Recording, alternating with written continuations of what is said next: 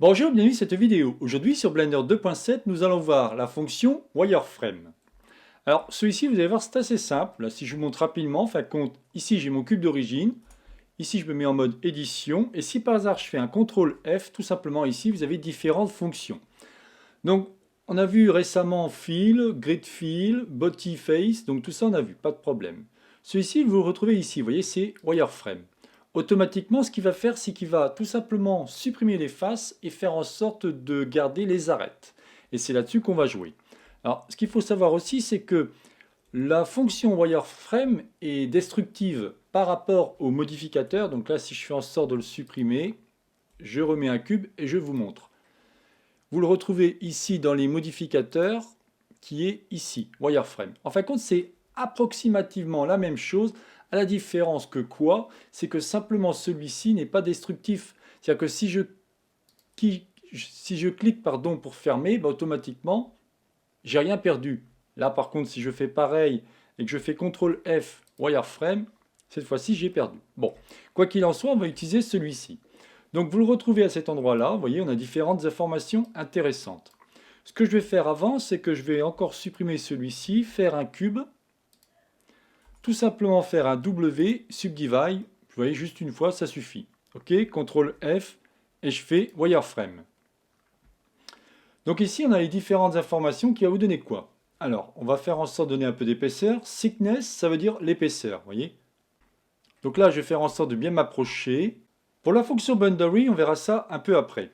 Offset even, ça va être simplement dire que celui-ci va garder le même décalage.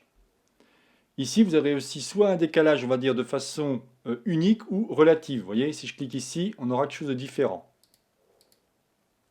Replace, ça veut simplement dire que vous allez pouvoir placer votre cube d'origine, et ça peut être sympathique pour vous donner quelque chose comme ça. Ici, le offset, c'est tout simplement le décalage. Vous voyez, on aura un décalage soit, on va dire, extérieur, soit intérieur.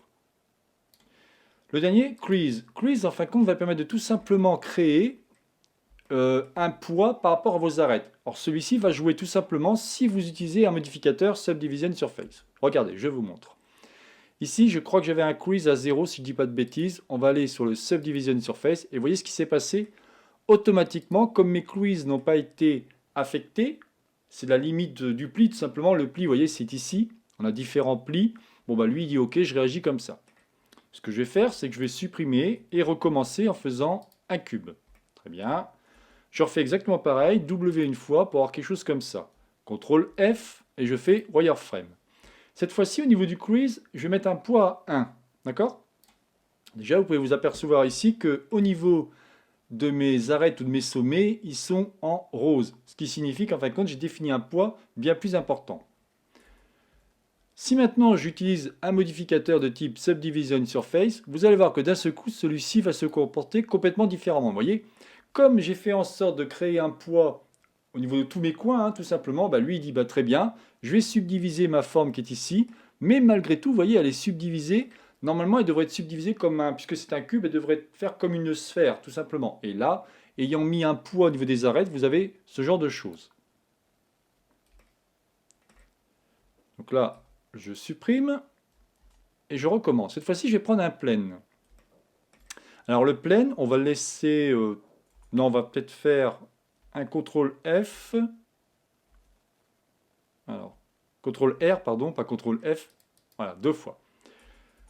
Je fais A pour tout sélectionner, CTRL F, Wireframe. Tout à l'heure, je vous disais qu'on allait voir la fonction boundary un peu plus tard. Regardez, si je décoche celle-ci, automatiquement, vous avez vu ce qu'il a fait? Il m'a supprimé mes sommets, ou mes... on voit bien, il y a comme des sommets. Vous voyez, on a comme un trou maintenant.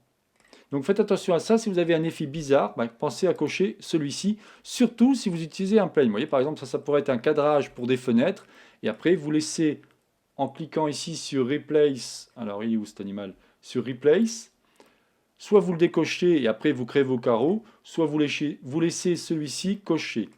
Bien entendu, après ce que vous pouvez faire, c'est tout simplement, vous avez votre élément, bon, très bien, vous pouvez, après maintenant, en désélectionnant tout, appuyant sur L, sélectionner, alors je vais mettre en 3, donc en face, pardon, L, je vais avoir tout simplement mon carreau, comme je vous disais, et ici j'aurai par exemple ma bordure de carreaux. D'accord? Je recommence. Là, j'aurai par exemple ma bordure de fenêtre, vous voyez?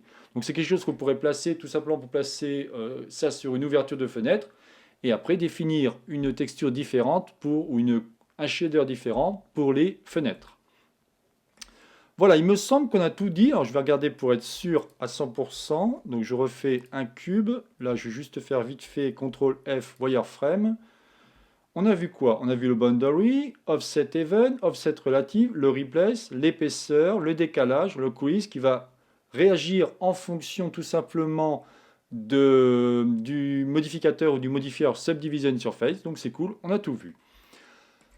Voilà, c'était donc la chaîne Savoir pour tous, réalisée par Jean-Michel. Si vous avez aimé cette vidéo, n'oubliez pas de liker ou tout simplement vous abonner à ma chaîne. Comme je le dis souvent, n'hésitez pas à me faire des remarques dans le sens si vous voulez d'autres vidéos que je n'aurais pas encore fait, des outils que je n'aurais pas encore expliqués. Parce que croyez-moi, même si je suis sur la version antérieure, qui est la version 2.7, il y a encore beaucoup de choses à dire. Je ferai sûrement aussi, je continuerai mes vidéos au niveau des modificateurs, parce que j'ai fait pas mal de modificateurs au niveau de la version 2.8. Je ferai de même pour la 2.7, comme ça vous aurez un cours complet. Je vous souhaite donc une bonne journée et à la prochaine vidéo. Bye bye.